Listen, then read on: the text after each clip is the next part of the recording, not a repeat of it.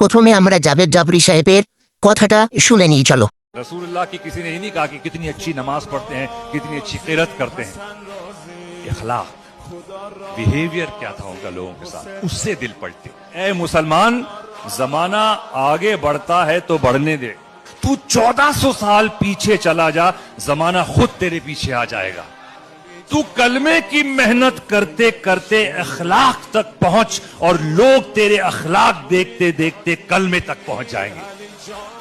Because पूरा मयार जो है वो अखलाक का था, और कहीं उस अखलाक को भूल के हम कुछ अलग चीजों में लग गए हैं, एक दूसरे को गाली देने में लग गए हैं, बुरा बोलने में लग गए हैं।